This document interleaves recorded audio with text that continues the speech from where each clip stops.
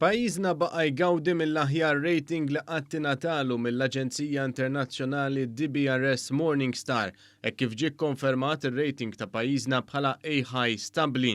F'rapport l-esperti ta' din l-aġenzija li ma tħares lejn wiċċ innutaw kif ir-rati kbar li bihom kibret l-ekonomija Maltija qabel il-pandemija issa sostnew is-settur privatu pubbliku ta' pajjiżna biex bekk id-daqqa mill-pandemija ma kienx daqse kbira. L-Aġenzija Internazzjonali ta' Kreditu komplit tinnota kif fl-ewwel 9 xhur ta' din is-sena l-ekonomija ta' pajjiżna kibret bi kważi 8% grazzi għall-irkupru sostnut kemm fil-konsum u anke fl-investiment. Dan ġie rifless ukoll fir-rating pożittiv ħafna li ngħata pajjiżna mill-Aġenzija. Fost l-oħrajn ġie nnotat ukoll kif ir-rata ta' qatt ukoll hija inqas minn dik ta' qabel il-pandemija, fattur li skont l-Aġenzija huwa dovut għal 3 fatturi primarji. Dawn huma l-irkupru gradwali tas-settur turistiku, l-għajnuna fiskali sostnuta mill-Gvern u rata qawwija ta' vaċċinazzjoni. Dwar dan tal-aħħar DBRS saħansitra tajt kif din ir-rata qawwija ta' vaċċinazzjoni se tkun kruċjali fid-dawl tal-varjant Omicron. DBRS fil-fatt qed bassar kif filwaqt li barra minn Malta dan il-varjant se iħalli impatti sinifikanti f'pajjiżna din ir-rata għolja ta' vaċċinazzjoni ser tnaqqas ir-riski.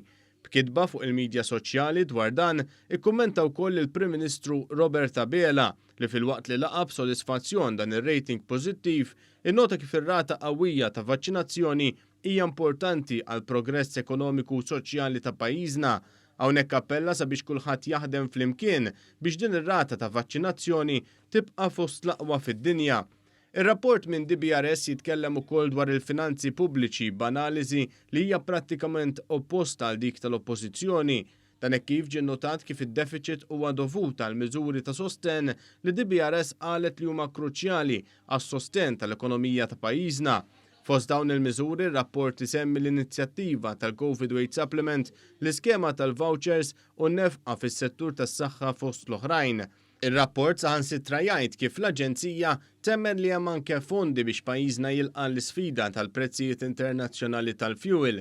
Bit-track record ta' pajjiżna jneħħi kull dubji li l-qagħda tal-finanzi tal-Gvern sejra titjieb. Fl-analiżi tagħhom l-esperti tal-Aġenzija DBRS innutaw kif mhux jaraw li d-deċiżjoni tal-FATF fuq pajjiżna kellha xi impatti ekonomiċi, speċjalment meta wieħed iqis li s-settur finanzjarju u tal-gaming baqgħu jikbru brata qawwija. L-esperti raw ukoll il-politika stabbli li għandu pajjiżna filwaqt li faħru riformi kbar li saru f'pajjiżna biex tittejjeb il-governanza u s-saħħa tal-istituzzjonijiet. Fost l-oħrajn innutaw kif il-Prim Ministru qassam aħjar il-poteri tal-Istat filwaqt li wettaq riformi kbar fil-Korp tal-Pulizija, fil-qasam tal-Ġudikatura u fl-Uffiċċju tal-Avukat Ġenerali.